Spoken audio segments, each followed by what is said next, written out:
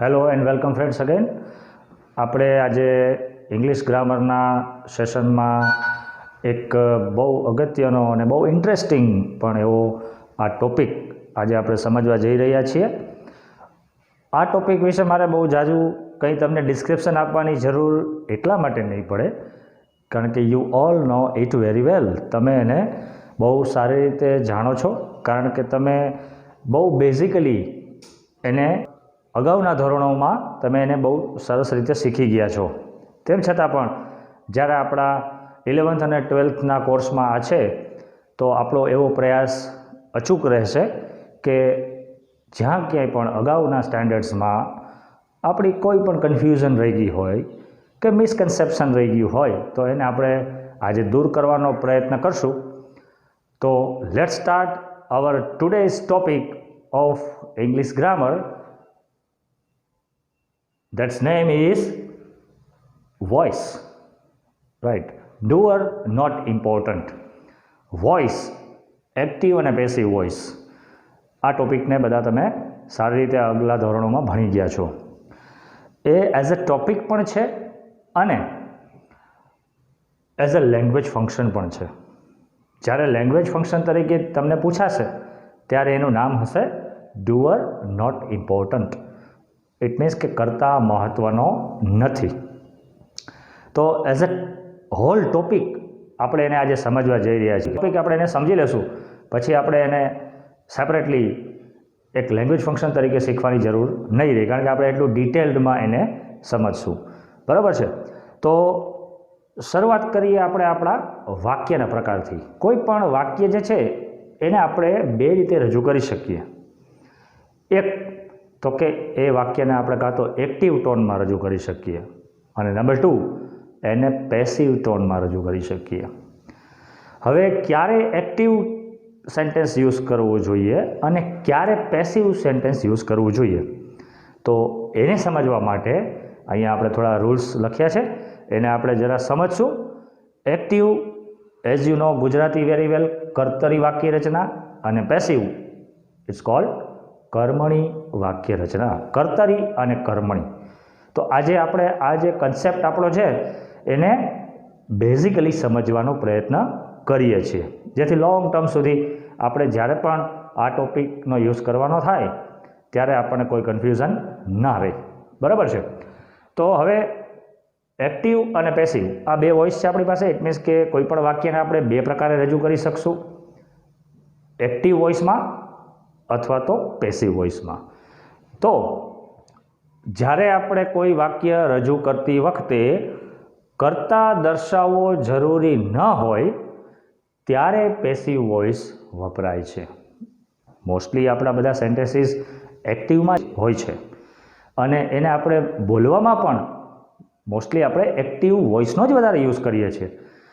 પણ અમુક સર્કમસ્ટન્સીસમાં કેટલાક સંજોગોમાં આપણે આ પેસિવ કન્સ્ટ્રક્શનનો ઉપયોગ કરવો પડે છે. પેસિવ વાક્ય રચનાનો ઉપયોગ આપણે કરવો પડે છે. તો એ કયા ક્રાઇટેરિયા છે કે જેમાં આપણે પેસિવ યુઝ કરવાનો થશે? તો એમાં ફર્સ્ટ વન આપણે જોયું કે જે વાક્યમાં કર્તા દર્શાવવો જરૂરી ના હોય એવી બધી સેન્ટેન્સ પેટર્ન આપણે પેસિવમાં દર્શાવી શકશું. નેક્સ્ટ યુઝ જોઈએ. જ્યારે કોઈ પ્રોસેસ દર્શાવવી હોય ત્યારે અમુક કામ આ રીતે થાય છે, અમુક વસ્તુ આ રીતે બને છે, આ બધી પ્રોસેસ છે. એક મટીરિયલમાંથી બીજું મટીરિયલ બને છે. તો આવી કોઈ પ્રોસેસ દર્શાવી હશે ત્યારે પણ આપણે પેસિવ વોઇસનો યુઝ કરશું કારણ કે ત્યારે કર્તા જે છે એ ગૌણ બની જાય છે, કર્તા મહત્ત્વનો રહેતો નથી. થર્ડ વન યુઝ જોઈએ.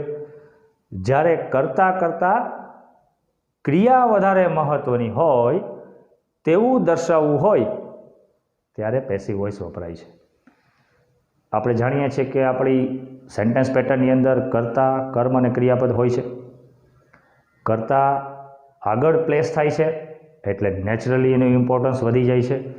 પણ ક્યારેક અમુક સંજોગોમાં એવું થશે કે કર્તા જે છે એ નિષ્ક્રિય હોય, ઇટ મીન્સ કે એ એક્ટિવ ના હોય ત્યારે આપણે પેસિવ કન્સ્ટ્રક્શન જે છે એનો યુઝ કરવો જરૂરી બની જાય છે.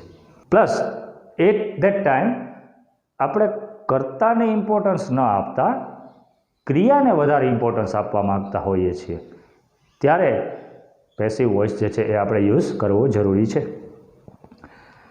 નેક્સ્ટ યુઝ જોઈએ. જ્યારે કર્તા નિષ્ક્રિય હોય ત્યારે પેસિવ વાક્ય રચના વપરાય છે. મેં કીધું એમ કે ઘણીવાર ક્રિયા આપણે દર્શાવતા હોઈએ ત્યારે એમાં કર્તા જે છે એ નિષ્ક્રિય દર્શાવીએ છીએ, ક્રિયાની અસર કર્તા ઉપર થાય છે એવું આપણે એક્સપ્રેસ કરતા હોઈએ છીએ. તો એવા સંજોગોમાં પણ આપણે passive voice, passive construction use કરવું પડશે. તો આટલી બધી બાબતો ઉપરથી આપણને એટલો કન્સેપ્ટ તો ક્લિયર થઈ જાય. એક્ટિવ સેન્ટેન્સ એટલે શું? જેમાં આપણો કર્તા સક્રિય હોય. અને પેસિવ સેન્ટેન્સ એટલે શું? જેમાં આપણો કર્તા જે છે એ સાઇડ લાઇન થઈ જાય. ઇટ મીન્સ કે એ નિષ્ક્રિય બની જાય. હવે કર્તા નિષ્ક્રિય બની જશે તો કર્તાનું જે કામ છે એ કોઈએ તો કરવું પડશે. એટલે હવે કર્તાની જગ્યાએ કર્મ ઇમ્પોર્ટન્સ લઈ લેશે, કર્મનું મહત્ત્વ વધી જશે. એટલે એને આપણે કર્મણી વાક્ય રચના કહીએ છીએ. થાય છે ક્લિયર? કર્તા જે છે એ કોઈ ક્રિયામાં એક્ટિવ નથી રહેતો, ઇટ મીન્સ કે નિષ્ક્રિય બની જાય છે.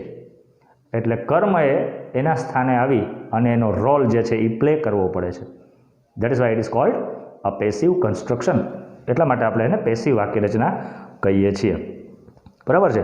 એટલે હવે આટલી એક્સપ્લેનેશન ઉપરથી આપણને એક વસ્તુ ક્લિયર થઈ જવી જોઈએ કે કોઈ પણ પેસિવ વાક્ય જ્યારે આપણે બનાવશું ત્યારે એક કન્ડિશન આપણા માટે ઇનએવિટેબલ છે, અનિવાર્ય છે. કઈ?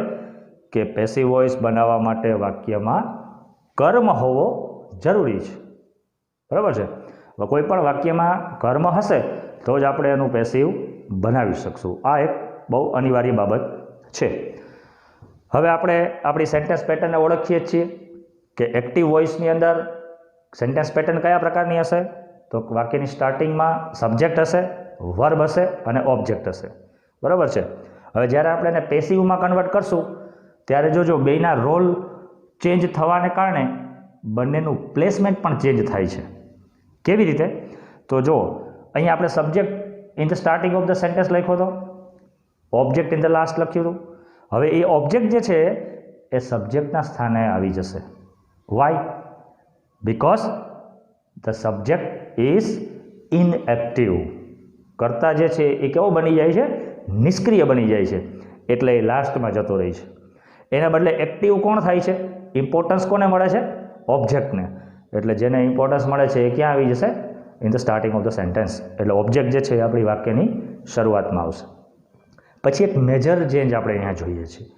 એ મેજર ચેન્જ પણ આપણે યાદ રાખવું કમ્પલસરી છે. કારણ કે કોઈ પણ પેસિવ ત્યારે જ આપણે બનાવી શકશું જ્યારે આપણે સહાયકારક ક્રિયાપદ અને એની સાથે વર્બ 3 એટલે કે કોઈ પણ ક્રિયાપદનું પાસ્ટ પાર્ટિસિપલ ભૂતકૃદંત મૂકશું. આ બે બહુ મહત્ત્વના ફેક્ટર છે. એક હેલ્પિંગ વર્બ અને બીજું છે પાસ્ટ પાર્ટિસિપલ. અહીંયા આપણને ખાલી વર્બ જ આપ્યું હતું. હવે એ વર્બના આપણે બે પાર્ટ કરી દીધા. એક હેલ્પિંગ વર્બ થઈ ગયું અને અહીંયા જે કોઈ પણ વર્બ હતું એનું શું થઈ ગયું? વર્બ 3. આ પણ કમ્પલસરી કન્ડિશન છે.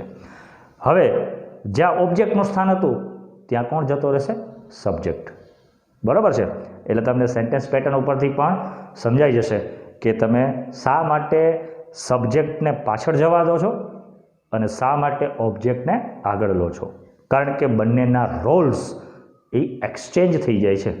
બંનેના રોલ બદલી જાય છે. ઇમ્પોર્ટન્સ એકનું ઘટી જાય છે અને એકનું વધી જાય છે. બરાબર છે? એટલા માટે આપણે એને કર્મની વાક્ય રચના કહીએ છીએ, પેસિવ વોઇસ કહીએ છીએ. ચાલો હવે આપણે એનાથી એક સ્ટેપ આગળ વાત કરીએ. આપણે હમણાં સમજાય એમ કે કોઈ પણ વાક્યમાં કર્મ હશે ત્યારે જ આપણે એને પેસિવ કન્સ્ટ્રક્શન બનાવી શકશું. તો હવે આપણે કર્મને સમજવો પડે નેચરલી, કારણ કે એનું કનેક્શન, કર્મનું કનેક્શન જે છે એ પાછું અલ્ટિમેટલી કોની સાથે છે? રાઈટ, ક્રિયાપદ સાથે. વાક્યની અંદર કર્મ આવે કે ન આવે આ બાબત કોણ નક્કી કરશે? વર્બ. એટલે હવે એના માટે થઈને આપણે આપણા વર્બને સમજવું પડે, કારણ કે ઓબ્જેક્ટ ફોલો થાય છે કે નહીં એ કોણ ડિસાઇડ કરશે? વર્બ. તો હવે આપણે જોઈ લઈએ વર્બ જે છે એ આપણી પાસે કેટલા પ્રકારના હોય છે. તો વર્બ આપણી પાસે બે પ્રકારના છે, એક ટ્રાન્ઝિટિવ અને બીજું ઇન્ટ્રાન્ઝિટિવ. ટ્રાન્ઝિટિવ એટલે સકર્મક. સકર્મક ઇટ મીન્સ કે જેની સાથે હંમેશા કર્મ હોય. અને ઇન્ટ્રાન્ઝિટિવ, અહીંયા આ એક વર્ડ ઇન તમે જોઈ શકશો, એનાથી તમને ખ્યાલ આવશે કે એ ઓપોઝિટ બને છે, વિરુદ્ધાર્થી શબ્દ બને છે. અકર્મક, જેમાં ક્યારેય પણ કર્મ હોય નહીં. ઇટ મીન્સ કે જે પણ આપણા ઇંગ્લિશ લેંગ્વેજની અંદર વર્બ્સ આપણી પાસે અવેલેબલ છે એ બધાના એક ફિક્સ રોલ્સ છે. એ બધાના એક ફિક્સ રૂલ્સ છે કે અમુક સબ્જેક્ટ, અમુક વર્બ્સ જે છે એની સાથે ઓલવેઝ ઓબ્જેક્ટ ફોલો થશે, અને અમુક વર્બ એવા છે કે જેની સાથે નેવર, ક્યારેય પણ ઓબ્જેક્ટ ફોલો નહીં થાય. તો આપણે એ જ વસ્તુ અહીંયા સમજીએ છીએ. ચાલો, આ બે કેટેગરી આપણે સમજ્યા. વર્બ જે છે એ ટ્રાન્ઝિટિવ ઓર ઇન્ટ્રાન્ઝિટિવ હોઈ શકે છે, સકર્મક કે અકર્મક. હવે ટ્રાન્ઝિટિવની સાઈડમાં તમે જોશો તો બીજા તમને બે સબ ટાઈપ્સ જોવા મળશે. ઇટ મીન્સ કે જેને કર્મ છે એવા પણ ક્રિયાપદને બે પેટા કર્મ હોઈ શકે. ઇટ મીન્સ કે the objects are of two different types. કોઈ ક્રિયાપદ સકર્મક છે એ ડિસાઇડ થયા પછી આપણે એ નક્કી કરવું પડે કે મળતો કર્મ જે છે એ એકચ્યુઅલી કઈ કેટેગરીમાં આવે છે. તો એમાં પાછું આપણે અહીંયા એને ડિસ્ક્રાઇબ કર્યું કે ડાયરેક્ટ ઓબ્જેક્ટ અને ઇનડાયરેક્ટ ઓબ્જેક્ટ. ડાયરેક્ટ ઓબ્જેક્ટને આપણે આપણી ગુજરાતી લેંગ્વેજમાં ઓળખીએ છીએ કર્મ, અને ઇનડિરેક્ટ ઓબ્જેક્ટને આપણે આપણી લેંગ્વેજમાં ઓળખીએ છીએ કર્મ વિભક્તિ. કર્મ વિભક્તિ એ જનરલી કોઈ બી પર્સન માટે યુઝ થાય છે, અને કર્મ જે છે એ કોઈ પણ વસ્તુ માટે યુઝ થાય છે, વસ્તુને ઇન્ડિકેટ કરે છે. હવે ડાયરેક્ટ ઓબ્જેક્ટને આપણે વાક્યમાં આઈડેન્ટિફાય કરવો હોય, ઇટ મીન્સ કે કર્મ છે એ નક્કી છે, પણ એ કઈ કેટેગરીમાં આવે છે એ નક્કી કરવું હોય ને તો આપણે આપણા વર્બને વોટ અથવા તો હુમ, આ બે આપણી માસ્ટર કી છે. એનાથી આપણે આને ક્વેશ્ચન પૂછવો પડે. જે ક્વેશ્ચન પૂછવાથી પ્રોપર આન્સર મળશે એ કેટેગરીનો એ ઓબ્જેક્ટ થશે. કેવી રીતે? તો ડિરેક્ટ ઓબ્જેક્ટ જે છે એને મેળવવા માટે થઈને તમે ક્રિયાપદને કોનાથી પ્રશ્ન પૂછશો? વોટથી. અને ઇનડિરેક્ટ ઓબ્જેક્ટ જે છે એને તમે મેળવવા માટે ક્રિયાપદને તમે હુમથી ક્વેશ્ચન કરશો. બરાબર છે? હવે અહીંયા કેટલાક મેં એક્ઝામ્પલ્સ લખ્યા છે. દાખલા તરીકે ડિરેક્ટ ઓબ્જેક્ટની કેટેગરીમાં કેટલા વર્બ્સ અને કયા પ્રકારના વર્બ્સ આવે છે એની આપણે એક અહીંયા એકદમ શોર્ટ લિસ્ટ તૈયાર કર્યું છે. દાખલા તરીકે સિંગ, બાય, ગીવ, મેક, રાઇટ. આ બધા વર્બ્સ એવા છે કે જે હંમેશા જેને ડિરેક્ટ ઓબ્જેક્ટ જ હશે. ઇટ ઇઝ ફિક્સ્ડ, એ નિશ્ચિત બાબત છે. બરાબર? એ હંમેશા આ જ કેટેગરીમાં આવશે. ઇટ મીન્સ કે આ બધા જ ક્રિયાપદને તમે વોટથી ક્વેશ્ચન પૂછશો અને તમને જે પ્રોપર આન્સર મળશે એને આપણે શું કહીશું? કર્મ. ડિરેક્ટ ઓબ્જેક્ટ છે એમ આપણે એને કહીશું. આ માત્ર 5 જ નથી, ધે આર મેની મોર, ઘણા બધા છે, પણ આપણે એને અહીંયા બધાને લખવાની જરૂર નથી. આપણી પાસે કી હોવી જરૂરી છે. તો કી શું છે આપણી પાસે? આપણે એને વોટથી ક્વેશ્ચન પૂછશું. કોને? વર્બને. અને જો પ્રોપર આન્સર મળે છે તો એ આ કેટેગરીમાં આવે છે, ડાયરેક્ટ ઓબ્જેક્ટની કેટેગરીમાં આવે છે, એવું આપણે સમજી શકશું. Let's move on. હવે બીજી કી જે છે એ છે હુમની. ક્યારેક એવું થશે કે તમે વોટની કી એપ્લાય કરશો તો એ નહીં લાગે, ત્યારે તમે સેકન્ડ વે હુમથી વર્બને ક્વેશ્ચન કરશો, અને જો પ્રોપર આન્સર મળે તો એ તમારો કેવો ઓબ્જેક્ટ થશે? ઇનડિરેક્ટ ઓબ્જેક્ટ, કર્મ વિભક્તિ. ફોર એક્ઝામ્પલ આપણે અહીંયા અમુક વર્બ્સ લખ્યા છે. દાખલા તરીકે help, પનિશ, kill, meet and see. There are many more apart from this. આના સિવાયના હજી ઘણા બધા આવા વર્બ્સ છે કે જેના પછી એ વસ્તુ ફિક્સ્ડ છે કે હંમેશા કર્મ વિભક્તિ જ આવે. આ બધા વર્બ્સ એવા છે કે પાછળ ક્યાંય ઓબ્જેક્ટ નહીં આવે, હંમેશા કર્મ વિભક્તિ જ આવશે. બરાબર છે. હેલ્પ કોને કરી, વ્યક્તિનું નામ આવશે. પનિશ કોને કર્યો, વ્યક્તિનું વાત આવશે. કિલ કોને મારી નાખ્યો, વ્યક્તિની વાત આવશે. મળવું કોને મળવું, જોયું કોને જોયું. ઇન શોર્ટ આ બધાની પાછળ હંમેશા કોઈ પણ વ્યક્તિનો ઉલ્લેખ થશે. ઇટ મીન્સ કે આપણી કર્મ વિભક્તિ દર્શાવશે. તો ખ્યાલ આવી ગયો કેવી રીતે આપણે ડિરેક્ટ અને ઇનડિરેક્ટ ઓબ્જેક્ટને ઓળખવું. વોટ અને હુમ. જો વોટથી ક્વેશ્ચનનો આન્સર ન મળે તો આપણે હુમથી ટ્રાય કરશું. બરાબર છે. ઘણા એવા પણ વર્બ હોય છે કે જેમાં વોટ અને હુમ એ બે એપ્લિકેબલ છે. ઇટ મીન્સ કે અમુક વર્બ એવા છે કે જે ડિરેક્ટ ઓબ્જેક્ટ અને ઇનડિરેક્ટ ઓબ્જેક્ટ બંને ધરાવે છે. દાખલા તરીકે એક એક્ઝામ્પલ આપણે સમજીએ. મારા મિત્રએ તેના ભાઈને પુસ્તક આપ્યું. My friend gave his brother a book, અથવા my friend gave a book to his brother. હવે આમાં શું થયું? જો બે ઓબ્જેક્ટ આપણને મળ્યા. મારા મિત્રએ શું આપ્યું? અ book. It is a thing. એટલે શું થયું? કર્મ. હવે નેક્સ્ટ ક્વેશ્ચન આપણો શું હશે? કોને આપ્યું? ટુ હુમ. કોને આપ્યું? જવાબમાં આવશે હિઝ બ્રધર. બરાબર છે. તો આવી રીતે ઘણા એવા વર્બ્સ છે કે જેને બંને પ્રકારના ઓબ્જેક્ટ હોય છે.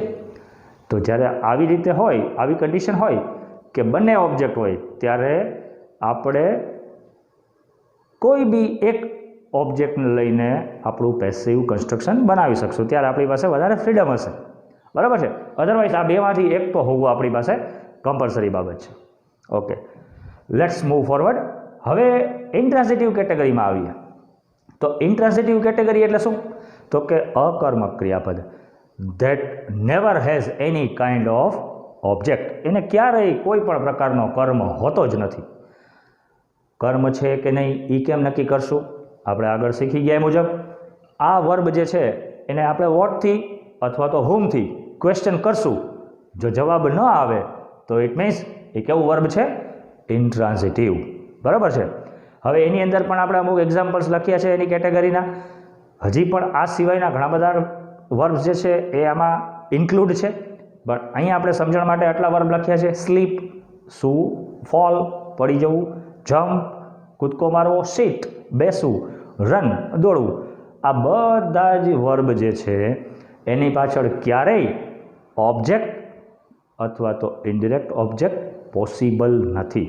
ઇટ મીન્સ કે તમે એને વોટ કે હુમથી ક્વેશ્ચન પૂછશો તો you will not get any kind of proper answer. એના જવાબમાં તમને કાંઈ મળશે નહીં. તો ઇટ મીન્સ કે એ કઈ કેટેગરીના છે? ઇન્ટ્રાન્ઝિટિવ, અકર્મક ક્રિયાપદ. અને એ આપણા પેસિવ કન્સ્ટ્રક્શન માટે ટોટલી યુઝલેસ છે. આપણે એનું પેસિવ બનાવી શકશું નહીં. આ એક બાબત આપણી જાણકારી માટે, સમજણ માટે. ભલે એક્ઝામમાં ક્યાંય આપણને આવા વર્બ નહીં પૂછાય.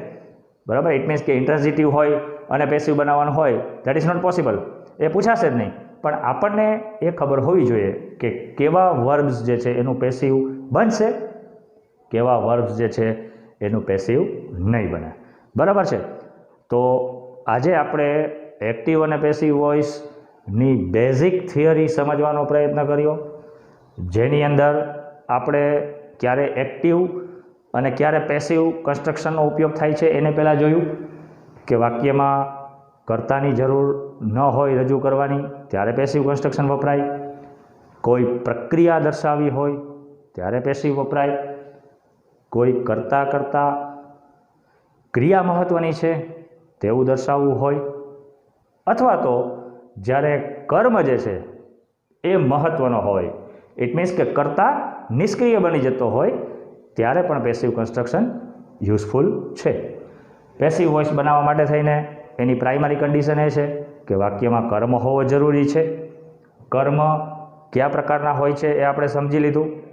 ટ્રાન્ઝિટિવ, ઇન્ટ્રાન્ઝિટિવ, જે એકચ્યુઅલી સબ કેટેગરી છે આપણી વર્બની. ભલે આપણે વર્બ જે છે એને ઓળખીએ છીએ, પણ એની આ સબ કેટેગરી આપણે યાદ રાખવી જરૂરી. સકર્મક ક્રિયાપદ જે છે એને ડિરેક્ટ અને ઇનડિરેક્ટ બે ઓબ્જેક્ટ હોઈ શકે, એમાંથી આપણે એકની જરૂર છે. અકર્મક ઇન્ટ્રાન્ઝિટિવ, જેને ક્યારેય પણ ઓબ્જેક્ટ હોતા નથી, એટલે પેસિવ બનાવવા માટે આ કેટેગરી આપણા માટે ટોટલી યુઝલેસ છે. બરાબર છે. સેન્ટેન્સ પેટર્નની અંદર જોયું કે આપણે એક્ટિવ વોઇસની અંદર સબ્જેક્ટ, વર્બ, ઓબ્જેક્ટ આપણી એક રેગ્યુલર પેટર્ન છે. જ્યારે આપણે એને પેસિવમાં કન્વર્ટ કરશું ત્યારે એના રોલ પ્રમાણે અહીંયા આ કમ્પોનન્ટ જે છે એ ચેન્જ થઈ જશે, પોતાના પ્લેસ જે છે એ એક્સચેન્જ કરી લેશે. કર્મ મહત્ત્વનો બની જાય છે, ક્રિયાપદમાં એક અગત્યનો ફેરફાર થાય છે અને સબ્જેક્ટ જે છે એ આપણે પાછળ મૂકવાનો રહેશે. ઇન શોર્ટ, આપણે પેસિવની કન્સ્ટ્રક્શન જ્યારે શીખશું ત્યારે આપણે એવું એનાલિસિસ કરશું કે તમારે માત્ર આ વસ્તુ જ યાદ રાખવાની છે, એક હેલ્પિંગ વર્બ અને એક વર્બ 3. બાકી બધા જે ચેન્જીસ છે એ બધા કોમનલી થતા રહેશે. અગત્યની બાબત છે આપણી હેલ્પિંગ વર્બ અને વર્બ 3.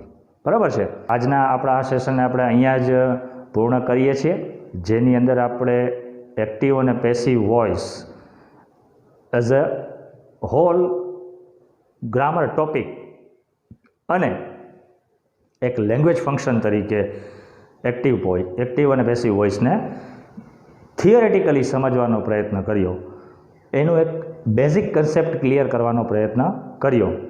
નેક્સ્ટ લેક્ચરની અંદર આપણે ટેન્સ વાઇઝ અને કન્સ્ટ્રક્શન વાઇઝ વાક્ય રચના મુજબ આપણે એને સમજવાનો પ્રયત્ન કરશું, જેમાં આપણે જુદા જુદા એક્ઝામ્પલ્સ બનાવી એક્ટિવ સેન્ટેન્સીસને પેસિવમાં કન્વર્ટ કરવાનો પ્રયત્ન કરશું, જેથી આપણો કન્સેપ્ટ જે છે એ વધારે ક્લિયર થઈ જશે. I hope you all have enjoyed this lecture and learnt as well. Thank you very much.